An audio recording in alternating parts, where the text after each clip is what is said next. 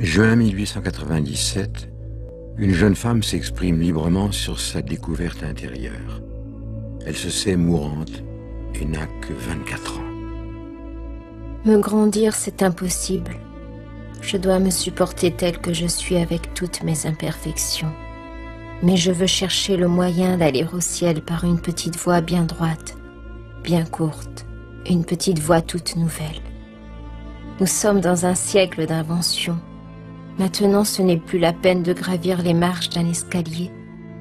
Chez les riches, un ascenseur leur remplace avantageusement. Moi, je voudrais aussi trouver un ascenseur pour m'élever jusqu'à Jésus, car je suis trop petite pour monter le rude escalier de la perfection. Thérèse Martin naît le 2 janvier 1873 à Alençon, en Normandie, de deux parents qui avaient désiré l'un comme l'autre entrer en religion. Louis est un horloger au tempérament plutôt rêveur. Zélie, une dentelière qui a su profiter de la mode de la dentelle d'Alençon pour se construire un réseau de dentelières dans la campagne alentour et établir ainsi la sécurité financière familiale. 9e enfant dans la famille Martin, dont 4 morts en bas âge, Thérèse a 4 sœurs aînées, Marie, Pauline, Léonie et Céline.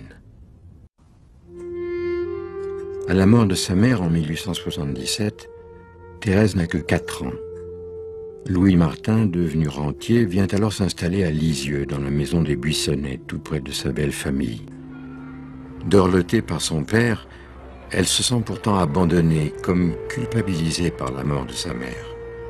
À l'école, chez les bénédictines, elle vit le même exil. Seule la statue souriante de la Vierge lui apporte un temps la consolation espérée. Commence alors pour elle ce qu'elle appellera plus tard la maladie des scrupules.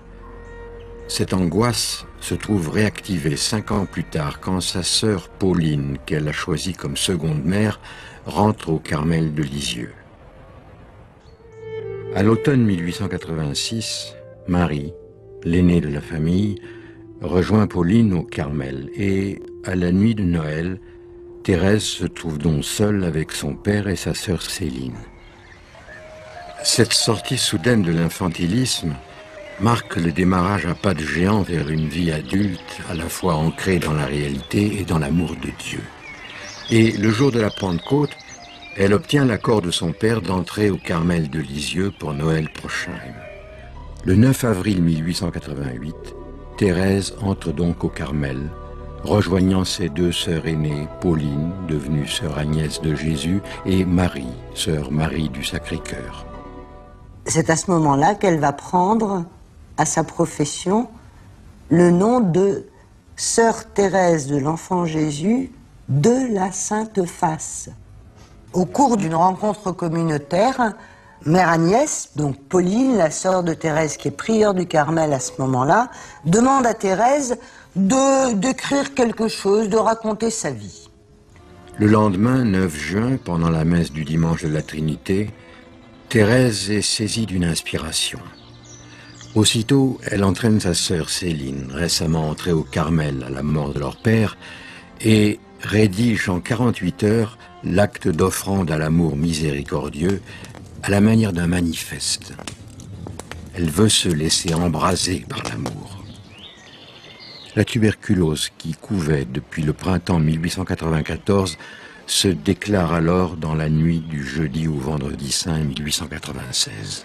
Elle vomit le sang et elle qui avait un immense désir de rejoindre Dieu au fond, de rejoindre l'amour de Dieu, va se dire je vais mourir et donc ça va être extraordinaire, je vais enfin être unie à l'amour. Et puis le jour de Pâques, elle est d'un seul coup, comme elle dira, plongée dans les ténèbres. Elle se confronte à la nuit du néant, elle se dit après la mort, il n'y a plus rien. Et elle va vivre ça jusqu'au cœur même de sa mort, c'est-à-dire 18 mois. Elle va pour la première fois comprendre qu'il y a des gens qui ne croient pas en Dieu, qui sont athées ou indifférents. Donc elle est dans une double épreuve, l'épreuve de la maladie et de la mort qui vient, et l'épreuve de la privation du sentiment de la foi, du sentiment de la présence de Dieu. Comment va-t-elle gravir sans appui cet escalier de la perfection? Elle va retrouver l'image de ce fameux ascenseur qui l'a frappée quand elle a fait son voyage à Rome et qu'elle a découvert cela à Paris. Alors j'ai recherché dans les livres saints l'indication de l'ascenseur, objet de mon désir, et j'ai lu ces mots sortis de la bouche de la sagesse éternelle. Si quelqu'un est tout petit, c'est dans le livre des Proverbes, donc dans l'Ancien Testament, si quelqu'un est tout petit, qu'il vienne à moi.